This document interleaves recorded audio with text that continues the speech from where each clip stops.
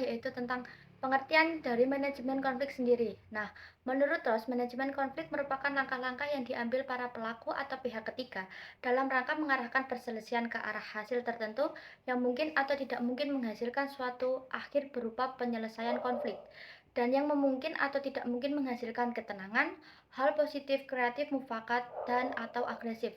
Nah, oke, lalu kita masuk bab yang kedua adalah macam-macam teori konflik dalam komunikasi interpersonal. Yang pertama ada teori hubungan masyarakat. Nah, teori hubungan masyarakat berfokus pada konflik yang muncul akibat polarisasi dan ketidakpercayaan antara kelompok dalam masyarakat. Fokus utama teori ini adalah membangun komunikasi yang lebih efektif dan meningkatkan saling pengertian antara kelompok yang berkonflik. Nah, yang kedua yaitu teori kebutuhan manusia. Teori ini menekankan bahwa konflik seringkali berakar pada kebutuhan dasar manusia yang tidak terpenuhi, seperti keamanan, identitas, pengalaman, dan otonomi. Tujuan utama adalah mengidentifikasi kebutuhan yang tidak terpenuhi dan mencari solusi bersama untuk memenuhi kebutuhan tersebut. Nah, yang ketiga adalah teori negosiasi prinsip. Teori ini memandang konflik sebagai akibat dari posisi yang tidak selaras atau berbeda pandangan. Tujuan utamanya adalah untuk membantu pihak yang berkonflik untuk memisahkan perasaan pribadi dari masalah yang dihadapi dan fokus pada negosiasi berdasarkan kepentingan bersama.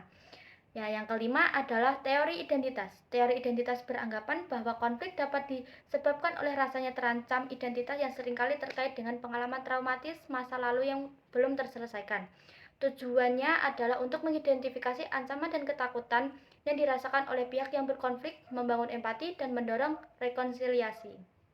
Nah, yang kelima adalah teori kesalahpahaman antar budaya. Teori ini menekankan bahwa konflik dapat terjadi karena perbedaan dalam cara komunikasi antar budaya.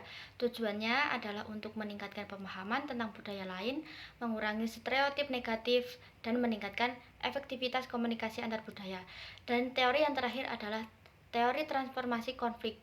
Teori transformasi konflik memandang konflik sebagai akibat dari ketidaksetaraan dan ketidakadilan dalam struktur sosial, budaya, dan ekonomi. Tujuannya adalah untuk mengubah struktur yang menyebabkan ketidaksetaraan, membangun hubungan yang lebih adil dan berkelanjutan, dan mendorong proses yang mendukung keadilan, perdamaian, dan pengampunan. Oke, kesimpulan yang dapat diambil dari materi manajemen konflik ini adalah manajemen konflik merupakan proses penting yang memerlukan pemahaman, keterampilan, dan komitmen.